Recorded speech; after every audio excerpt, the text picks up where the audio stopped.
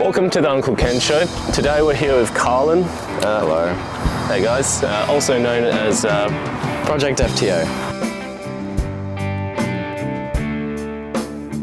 Full Stop FTO, right? Yeah, Project Full Stop FTO. On Instagram. It's one of these guys that puts a full stop on his Instagram handle. I prefer it. Looks better than the underscore in my opinion. Yeah, much better than an underscore. So I wanted to have you on the show today, Carlin, because in the car community, I reckon you have a bunch of success when we look at it from a social media angle. Yeah. But I also know you from a while back, so I've been following your build and kind of seeing how this is progressing, but also realizing how much of a unique car this is, right? Yeah. So, I mean, would you like to elaborate on what you've done with the car or where you're at with it at the moment? First off, this is my 1995 Mitsubishi FTO. Mm-hmm. It is front-wheel drive V6. Not so common, but what I've done with it is this is a pre-facelift as it's 1995. Yep. So I've upgraded the front bumper to a veil side front bumper. Oh yeah. Still needs a respray, but it's there. It was white before, but it's a bit better now. Yep. I've painted the wheels black because they were like a silverish before, and I just wanted everything nice and matching. Nice. I've got a hero spoiler on the back, which is a bit more special. I believe, to my knowledge, and all the other FTO owners I've talked to in West Australia, that I am the only owner with this type of wing on my FTO. Yep. So it is a bit special. Other than that, it's primarily stock. I've mainly been fixing it up from the damages it's picked up over 27 years. Yeah, fair enough. And you picked this car up at quite a steal, right? Yeah, so I picked it up in April of 2021 for about $5,500. Oh yeah. You know, now it's they've... like you guys know your meeting day, right? Oh yeah, I remember it. girlfriend. My favorite thing. Yeah. But yeah, so since then they've actually gone up quite a lot. Yeah. Because I guess now they're legal to import in the US. I see. So they're getting a little bit more traction over there. Any idea of the market value of these cars is? Market value, it very much varies depending on where you are in the world. In Australia, they're looking anywhere between, I don't know, 6 to 15 grand ish. Oh, wow. For like an average one. In the UK area, Europe in general, I think they have the cheapest ones. You can find them anywhere between, like, I've seen them go as low as 400 euros all the way to like 2,000 euros ish. So they're a lot cheaper over there. Yeah. I think around the US area they're selling for like 20-ish. But yeah, overall they're still fairly cheap and obtainable, but they are definitely going up compared to what they used to be. Yeah, I definitely don't see a lot of these around, and I had no idea that was a Valside bumper. Yeah, I've got Velside side skirts, but I need to paint them, prime them. Oh, that would be cool as well. Yeah. So I did notice that the front bumper, I know you used to have it white, so you've just recently painted it black. Yeah. I did use a bit of a cheaper paint because I was a bit tight on money, as you know, only working weekends as I've been building this as a high school student. And you just graduated. Just so graduated, yeah, so things, right? just fun. So now hopefully I can keep working, keep focusing on it. Yeah. I just wanted it somewhat matching the car rather than the bright white, but I will eventually be properly respraying the whole car once I've finished with all the bodywork and stuff. Something I saw a bunch of people on Instagram say, is that a Supra? Yeah, so I guess it's quite a common joke, both online and also on my Instagram, to call this car a Supra, because it does have various Supra-like features, as it is also another car of the 90s. Yes. But it's a fun joke. I like it a lot. Yeah. And for the people who want to know a bit about the engine, you were telling me... Engine, so this is the GPX model, which has the Myvec 6A12. The Myvec is just like Honda's VTEC, but it's Mitsubishi's version. Yep. So this is a 2-liter naturally aspirated V6, front-wheel drive, 24 valves, about 197 horsepower from factory, 200 Newton meters. So it's pretty all right. It's not crazy figures, but as the car weighs just a bit over a ton, it goes for how much power it makes. That's not bad figures for that decade, because that's like 30 years ago, basically, right? Yeah. Actually, when it was released, it was actually the fastest front-wheel drive car there was until the Tegra DC2 Type R beat it out in the quarter mile, because Honda's VTEC has more high-end power than Mitsubishi's Myvec. Because this car is one of the high revving engines, right? Yeah, so this engine actually, the MyVec engines rev up to 8.2 thousand RPM, which is very fun and it sounds lovely. The non-MyVec variants, they only rev up to 7.5, but they still sound quite good. Yeah, that's pretty wicked. I mean, with Hondas, and because this is a Mitsubishi, like, what I didn't understand about like a lot of Subarus was that they aren't as high revving as Hondas, or they aren't as renowned. Is that because of the technology in them? Generally, I mean, they were, I don't know how to describe it really. It's more like, because this is only a 2-liter engine, there's not much displacement to make power, so they make more power in the RPMs section. However, where Subarus can make a lot more power at low ends, which is why they're quite good for rallying and stuff, because they can just instantly get some power. Yep. However, as the FTO, you have to, rev it out to get all the power out of it. So it's slightly different, I guess for different reasons. But yeah. Nice. I mean, we could definitely talk a lot about cars, and we could definitely talk about this car in particular a lot. But I did want to bring maybe some ideas, some issues, and some topics. So I might just whip out the phone to see what we have written. Fine. I got mine ready to go too. Okay, awesome. So I did want to get your thoughts on the Perth car scene at the moment. So what's your general views on the Perth car scene? Very open-ended topic. So, yeah, it is. Yeah. It's very dependent on where you view it. I think because Perth isn't generally quite large, so most people know each other. Yep. So it's more of I think in my opinion, a smaller community, but I do like it that way. However, that means when there is problems, almost everyone knows about them. Yeah. And I think that gets in the way most of the time, because I feel like more than just the car scene, it is also a social scene. Yeah. People like to make friends, people like to chat, people like to hang out. It's not always just about the cars, which I really enjoy. Yeah. But obviously, when there are some people who, aren't that great, it does unfortunately put a bad look.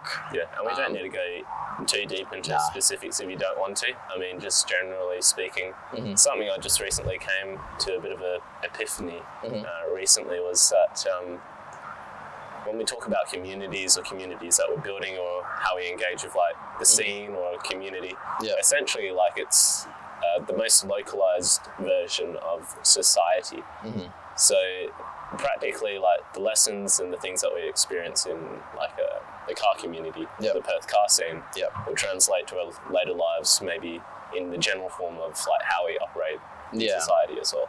Yeah, I'd agree on that. I think something that popped into my head with that would be doing things safely and at the right place at the right time. Yeah. Obviously, as car people, we like to have fun with our cars, but obviously there's a time and a place for it.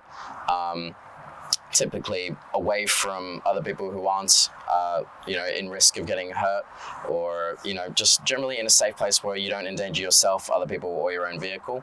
Yeah. But just being safe should be a priority. It's important. Sometimes, people get excited and then, they might make mistakes and whatnot, but then obviously that has a really bad look on us as a car community as a whole, because obviously as one car person to outside, you kind of represent the car community. Like people generalize car people. Which, unfortunate, because sometimes people make bad mistakes, and it doesn't look very good for the rest of us, unfortunately. Yeah, definitely. I mean, I've had a few people reach out to me about some situations in the car community as well, and sometimes these are quite personal issues, people to people.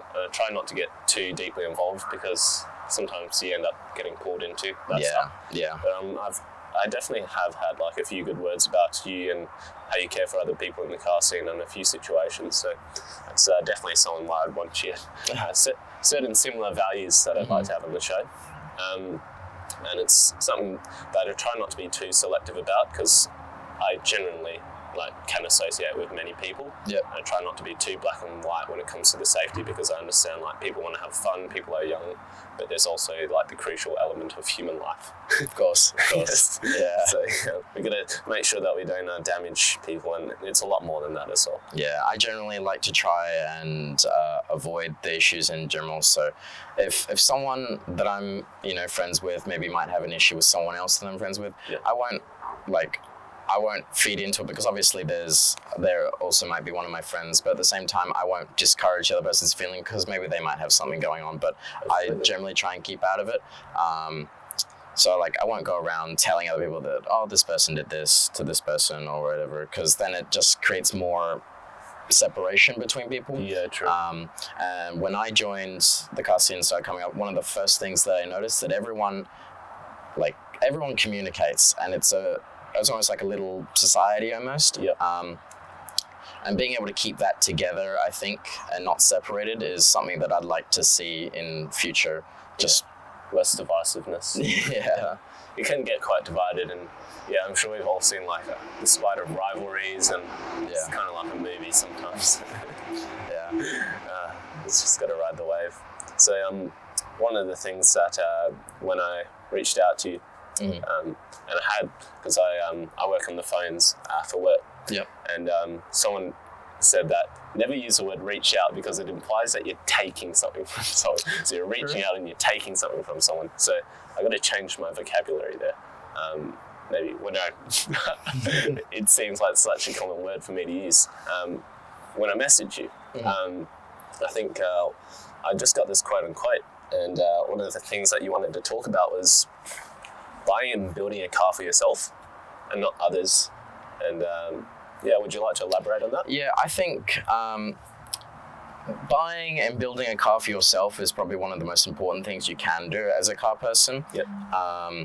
Because I feel like you get more fulfillment for, finding that car that you want, building that car that you want. It's more special to you, and therefore you have more of a connection to the car, and it becomes, basically, a car is a representation of yourself. If you're not picking something that you like, then it's not really a representation of yourself, and you don't have that connection with it, and it's not that special. I searched for maybe about a year and a half before I could even think about buying a car. So I know what kind of cars were in like my price range. And the FTO popped up, and I was like, oh my goodness. And then I looked into this car, and I found so much about it that I like, and I knew I wanted it. So I saved, I worked, I got the car.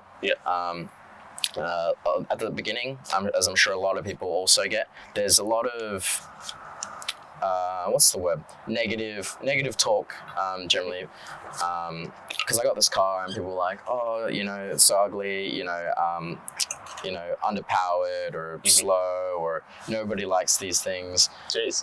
Looks like you do get a surprising amount of negative things, but it's because you build your car for yourself that you don't worry about those things. If you were to build it for other people's liking, like say you buy a car that's popular on TikTok, for example, maybe it's not necessarily the car you want, but it's other people's car, you might not have that connection to it. And when other people start talking negatively about it, it might hurt you as a person.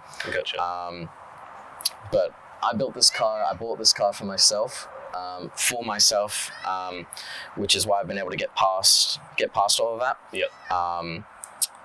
And it's, as I've built it up, I've made it look a lot nicer since I got my hands on it. And since then, the comments have generally been quite positive, which is good. So it just comes with time, I guess. But yeah. Yeah, I think you did say that you wanted to throw in the importance of doing what you want and keeping yourself happy before thinking about others. Yes. What I meant by that is I kind of wanted to lean into the social media aspect of it as well, because a lot of people, when they want to build a car, they also want to create an Instagram page or a TikTok page and make cool videos and things like that. And what a lot of people don't realize is that it won't necessarily take off. So if you're building your car for the sake of going big on Instagram or whatever it is, being popular, you really set yourself up to be hurt there. But if you do it for yourself, you're kind of just having fun with it. I started my Instagram page as more of like a log of my car to show the progression of it. It took me 1 year exactly to the day after buying the car to hit 1,000 followers, and that was of April this year. Nice. And it's now December, and I'm at 29.5K. So it comes with time. Obviously, it leans a bit deeper into how you do the social media and stuff, but the baseline should be that you shouldn't try and please others with your car, or try and make it appeal to others. You should try and make it appeal to yourself, because obviously you're spending your hard-earned money on this. True. At the end of the day, it should be your car and what you like. Deep. I think that'll resonate to a few people and maybe change their directions. It is an important one, and something that I struggle to get into is just the idea that people make like car Instagram accounts, just because I've always been, my brand is so focused on like me or my personality or the person in front of it.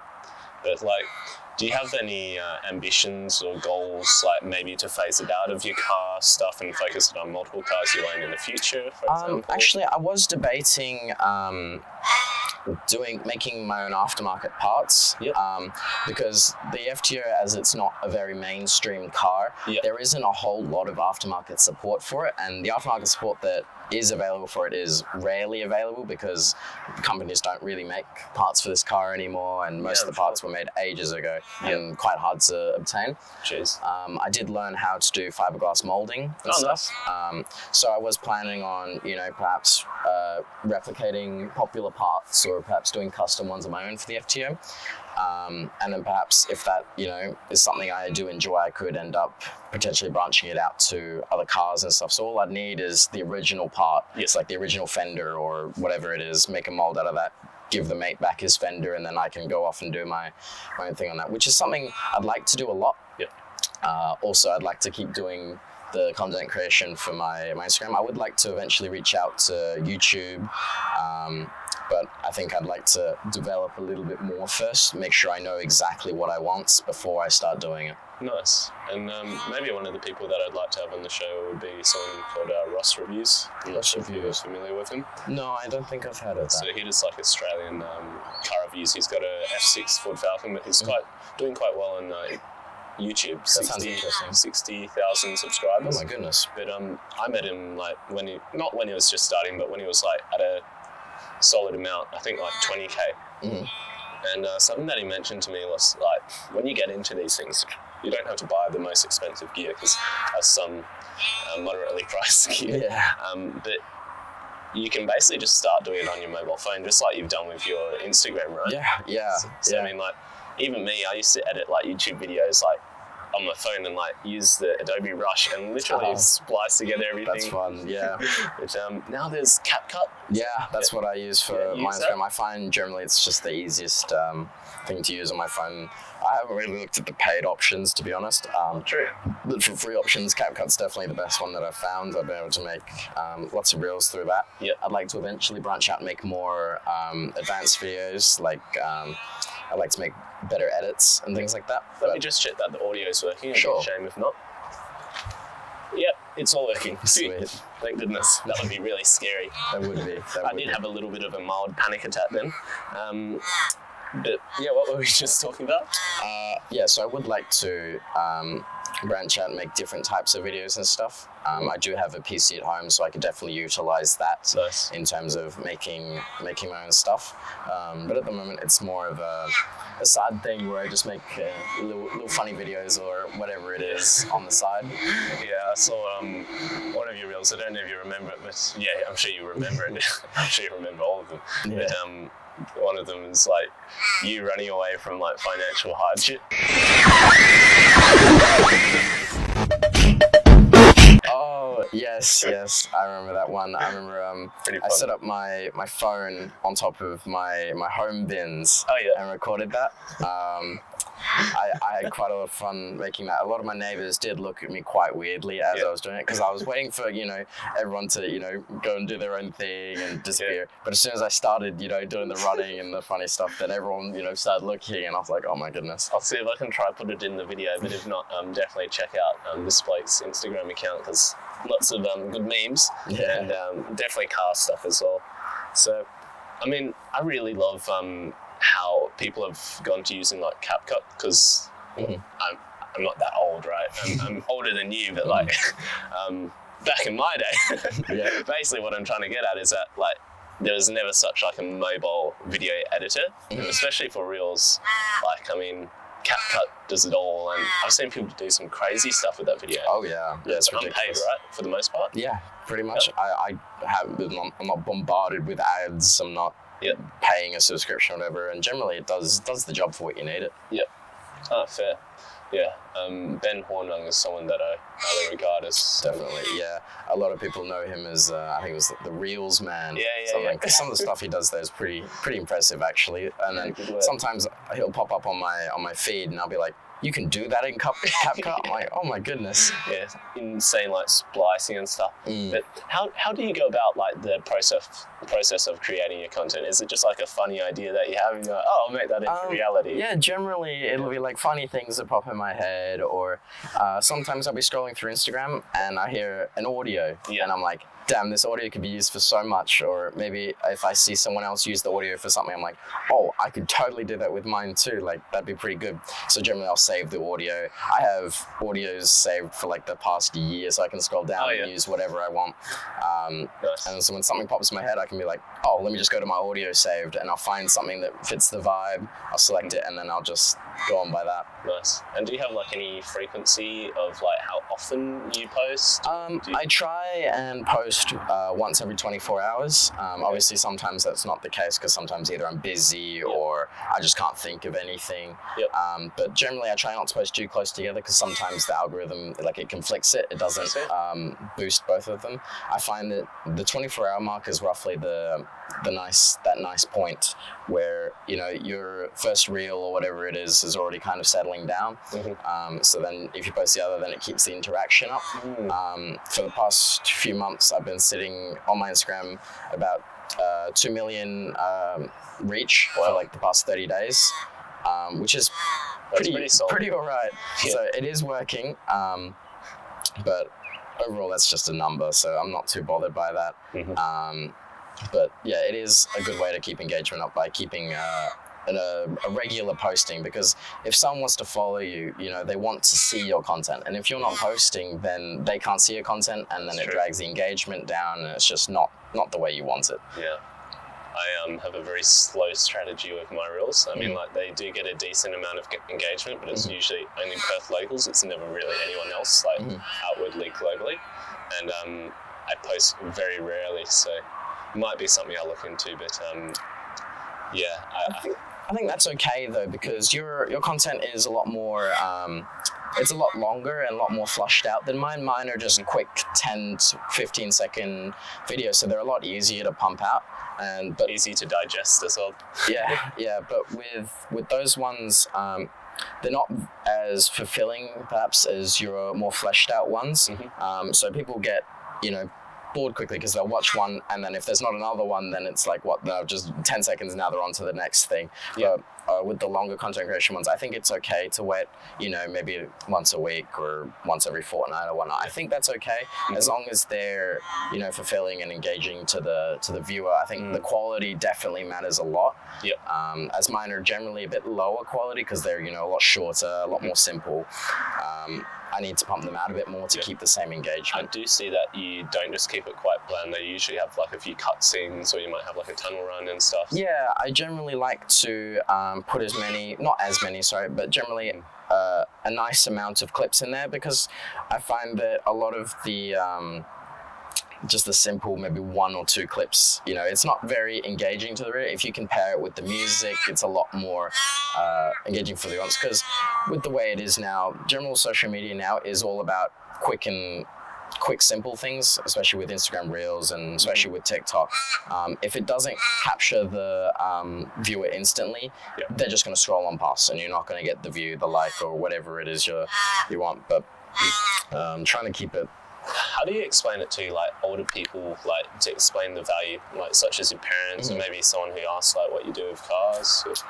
Like the social media aspect, like. Yeah, because like for me personally, I struggle to explain it to some people. Like, it's just a generation gap; they don't understand what they get out of it. I think I personally use mine as more of a blog, or not so much a blog, like a what's the word, like self-fulfilling.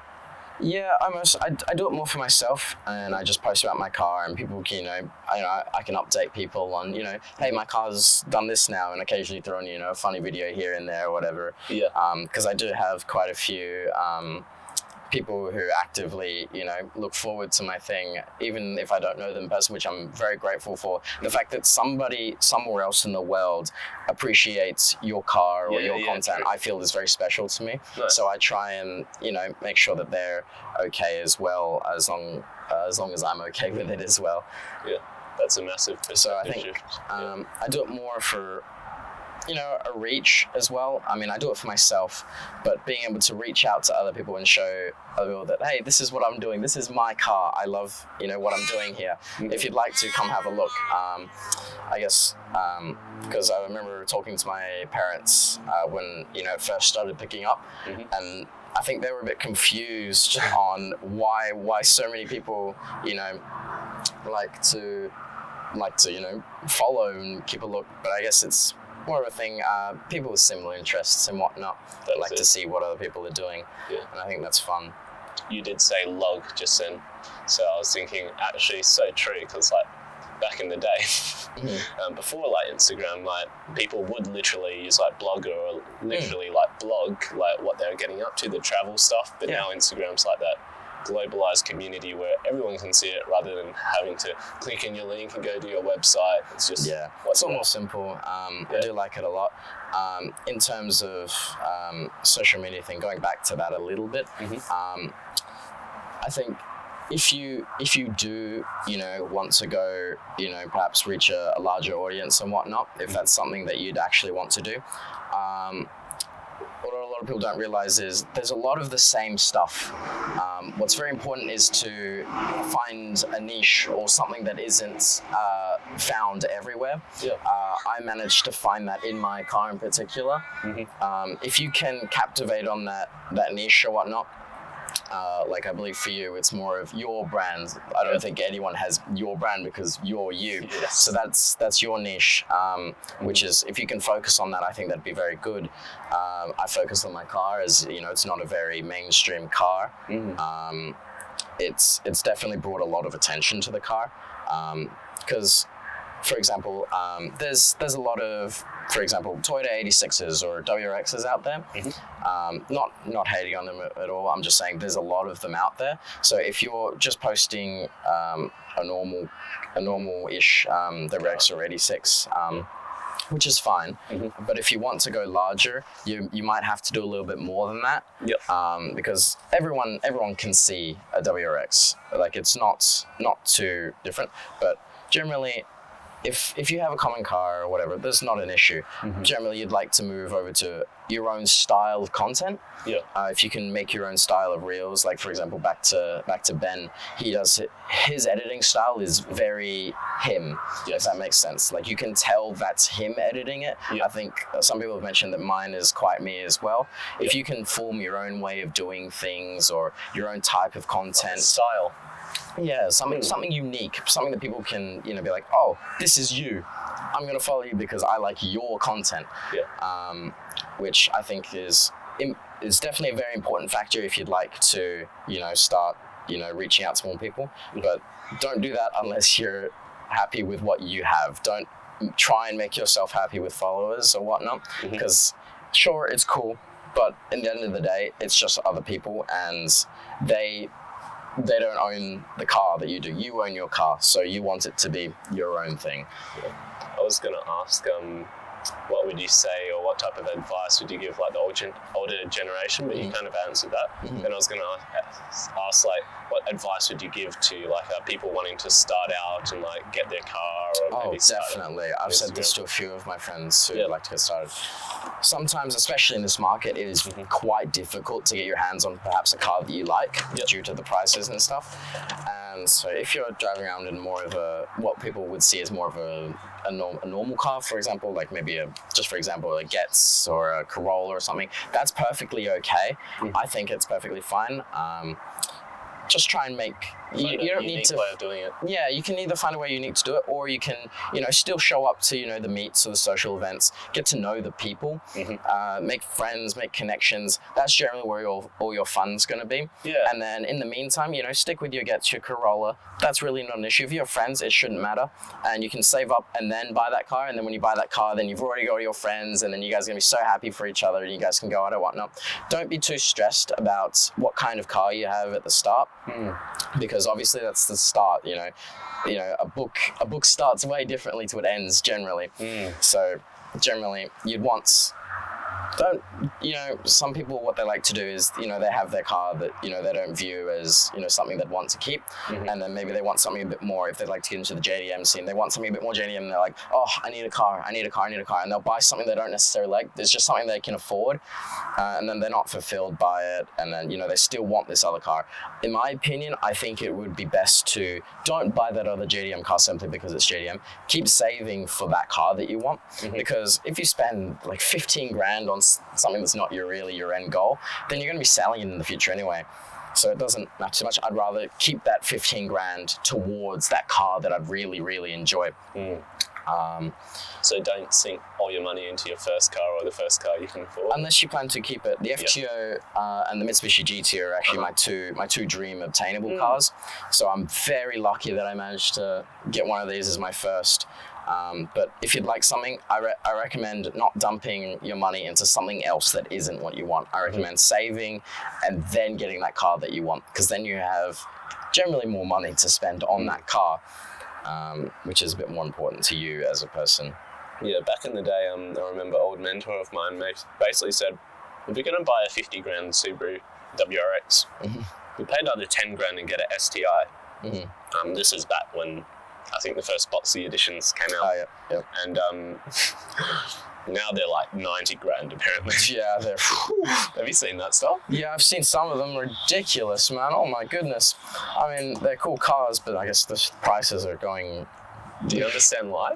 I think it's more of the social media aspect of it. I think in previous few years, the car scene in general has kept a lot of influence online, and a lot of people are catching the eye of it, especially during COVID and stuff, when people on their phones and whatnot, and then everyone starts seeing these cool cars and oh my goodness. So it's definitely gained a lot of popularity in recent years. So the demand for the cars has definitely gone up quite a lot, especially for the popular cars like the Supra, the WRX, the GTRs and stuff. Obviously them being more of the headlines for popular cars, the demand for them is quite high, so therefore the prices go up, which is a little bit unfortunate for people who want them. But it is what it is. It's just demand for it. I guess the world population's increasing as well, I think. True. So, it's probably a very broad generalization, but I mean, when we think about it that way, there's definitely going to be the same amount of cars for more people. So yeah. Be more scarce. Especially because there are certain generations of cars where they're generally quite the same. Like you can tell a 50s car from a 60s car, and 70s from 80s, 90s to 2000s.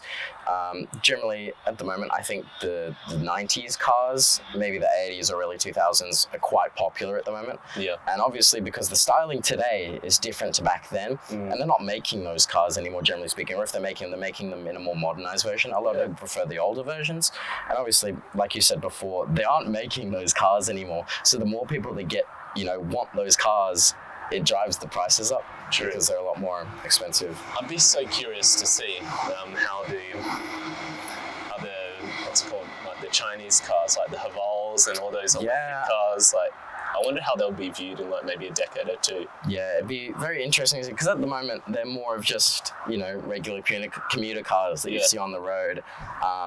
I think they're primarily producing SUVs and stuff at the moment to suit more of the family, which is probably the largest demands, to be honest, being able to support a family. True. There are other brands like obviously Toyota who are still manufacturing the Supra and things like that, or the GR, editions. 86, all the editions. So those are still being made. I'm sure those will be nice collector cars in maybe 20, 30 years when they're about the same as these 90s cars. They'll be quite up there. Yeah, I imagine. Yeah, electric cars are it's an interesting age to be in, especially I don't know. I feel like petrol cars, electric cars in the future can never know what it'll be like. Yeah, it's interesting because obviously I'm sure a lot of people might have heard that, electric cars may be like better for the environment in some aspects, but they still require the mining for it and all coal. Yeah, they still require all that stuff to be manufactured and made. So it's like there's still a trade-off. Like you're trading off more for manufacturing the car than running the car. Yeah. Personally, I prefer the petrol running cars or diesel, whatever, doesn't matter. Simply for the aspect of working on the car. I find it's a lot more enjoyable to, twist a few bolts and make a car a bit different compared to just plugging in a new battery. Yeah, definitely.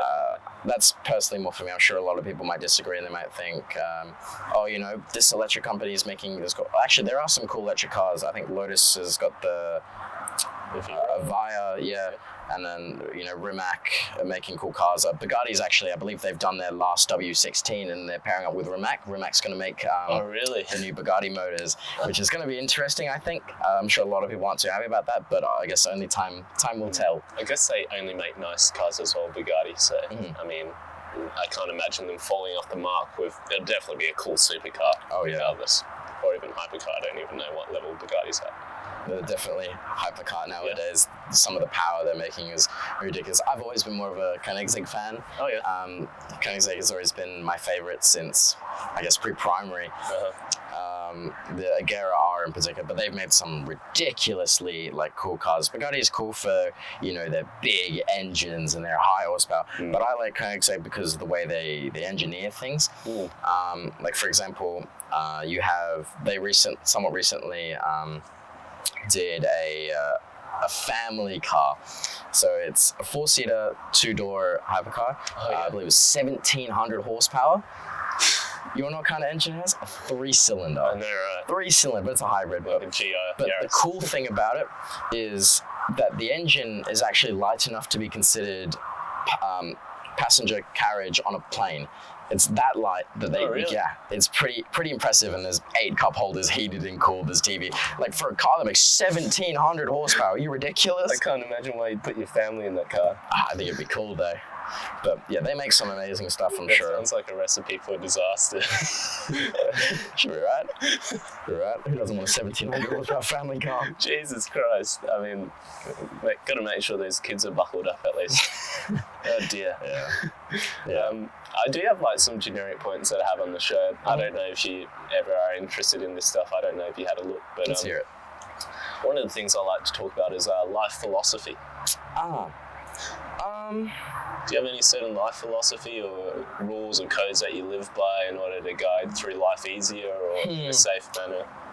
I generally try not to hold on to things. Obviously, it's important to remember things because there will be people or things that happen in life that that aren't necessarily the best. Generally, let's say, for example, if someone does something not nice to you, obviously it's important to remember what happened. You don't want to forget about it because then it can lead to different things. But hanging on to it, I think, is very, very stressful for yourself as a person. And I have quite a few friends who, I notice they hang on to things a lot, which isn't necessarily a bad thing, but I notice that it causes a lot of stress on that person. I find by, letting go of it or just leaving it behind is a lot more relaxing for me as a person. I find that I can, get on with my own things, be more in the moment, more happy. But I obviously don't forget about them because I want to remember what happened, obviously, because it's part of your character development. Remembering what happened is good, but, keeping on it, reminding yourself every day that, this happened or whatever, I think it can be overwhelming. So I think generally, just leaving it behind is an important thing to learn, especially because people live for an average of 80, 90 years. If you're hanging on to something for that long, sure, it might be bad, but come on, you gotta move on at some point, and better sooner than later. Yeah, that's equally as relatable to me as it is stoic, which means you don't give a Yeah. It's kind of just like let go, but Yeah. kind of outline that. Yeah, definitely. Obviously, don't let people run over you or whatever. Sometimes that may be quite hard to do. Holding your ground. Yeah, hold your ground. Like sometimes it will hurt and whatnot, but if you leave it behind, then it's no longer an issue. Yeah. I guess that's something that I've learnt over time. Obviously, as lots of people have, I'm sure everyone has, they've had lots of people come and go through their life. Yeah. Sometimes, obviously, they'll have their good moments, they'll have their not so good moments. But holding on to, remember the good times you had with them. Don't necessarily just let one bad thing, ruin the whole perspective of a person. Just, remember maybe the negative thing that happened, but also remember all the good things that happened, and then basically take away what you learned from that and then bring it into your new friendships and relationships or whatever it might be. Nice. I'm really glad I asked that question, actually, because I think a big part of the idea of philosophy, of some people even like to get into it, some people don't, is that it relates to some people, or some people may not get it at all. Yep. But for a specific point of people, it may be lacking direction or lacking the answers, or because sometimes there is no answer, it's just multiple parts. Yeah. It gives a kind of way forward and new perspective and way to look at life. So definitely. Just that. Trying to find the point is very difficult sometimes. Sometimes it's best to just leave the whole thing behind, to be honest. Yeah, sometimes it's best to let it go or let it be, as George Harrison from the Beatles says. The Beatles. I love the Beatles, yeah. It's something that no one will ever get out of me, no matter how much I like. That's fair. Yeah, because something about their music is like very philosophical as well. You just listen to the lyrics and it might highlight a certain point, depending if you like their music. So any highlights of the journey so far with the Instagram or even the car journey, like any specific highlights where you've been like, oh, this is great? Or... I think a lot of my highlights would be meeting other people. The amount of people that I've come into contact with, I'm very grateful for. Some of these people are some of the best people I've ever met in my life, and I'm glad that my car and being able to come to car meets and stuff and meet these people has been quite important for me. Any shout outs, homies? Homies. First few would definitely have to be Benji. He's been a day one for me. Benji who? Benji, wee man. Oh yeah, Benji too. He's been there. He's been my day one. Yeah, he's quite literally my day one. He was the only person on my first meet that I actually felt comfortable going up towards and talking, and he kept contact with me, and we've done plenty of things for that. So he's my number one. In terms of, so there's lots of people. There's also been friends who have been there for more of harder times. Some of them still here, some of them not. You know who you are if you're watching this. But obviously some of these people, you can't guarantee that they'll stay. So I try not to bump them up too high, because if something happens, then it might not look very good. Not saying that I believe that negative things happen, but I just try and like to avoid these certain things. But you definitely know who you are if you're watching this. And I appreciate you a lot. It's not that I don't appreciate you, that I'm not obviously shouting you out here or whatever. I definitely really, really do. It's just more of an insurance thing, just in case if something does happen and it might look not so good. No, that's okay. I was recently watching a documentary on Bob Marley. One of my favourite songs, I can't even remember the song name, but it's like good friends will come and good friends will go, or something along the way. Definitely. Yeah. But also in this great future, you can't forget your past. So 100%. Don't hold on to things, but don't forget. Yeah, definitely. Definitely. I had a friend who said, don't forgive, but don't forget. Yes, that's a popular one. That's very similar to mine, actually. Yeah. All right. I'm getting a bit of sun, by the way. So if you need my hat, just let me know. I'm okay. Yep. And we can end this podcast whenever you want, however you're doing with time. But I mean, you've already outlined your dream car or your favourite car, right? You said Mitsubishi FTO, but you said another car there, right? So I'm quite a big Mitsubishi fanboy, and I really like the styling of the FTO, but I also really like the styling of the Mitsubishi GTO, which is essentially the big brother. Is that the 300 or 3,000? Yeah, so in Forget. I think it's in a lot of the US, in the US market. Generally, it's the 3000 GT, but in a lot of the Japanese market, it is known as the GTO. It is the same car. Yep. Dodge made their own variant of it, but that's the whole DSM thing. That was the Dodge Stealth, which is slightly different. I'm not a fan of the rear end on those ones, but the GTO is definitely one of my dream cars. The F2 and the GTO are definitely that for me. Dodge Stealth, you said? Yeah, so that one's the Dodge variant. So wait, so same body or same? Related? I believe it's the same chassis. They run the same engine and interior and stuff like that, but they are slightly different. They are cool though.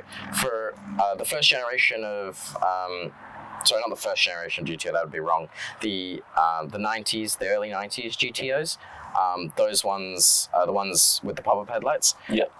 The better models of that, I believe it's the VR4. I love those ones. For 90s, it's really cool because it's got twin turbo. It's a twin turbo V6, all-wheel drive, all-wheel steering, active aero. I believe active suspension and active exhaust as well, which is bloody a lot of tech. Yeah, bloody ridiculous. Also paired to, I believe it was a 5 or 6 speed manual, which is bloody cool for the 90s, I believe. And just being able to have something like that would be awesome. I prefer the third generation of them. I like the styling a bit more, which they did drop a lot of the features on that because there's so many features. If one fails, then it starts causing issues. I gotcha. But I do like the styling of the third generation quite a lot, and I think my dream would be able to have this FTO and a GTO sitting in my driveway at one point. That's definitely my dream. There's a bloke called Brad Bales. I don't know if you know. I think he's got a 300 GT silver one.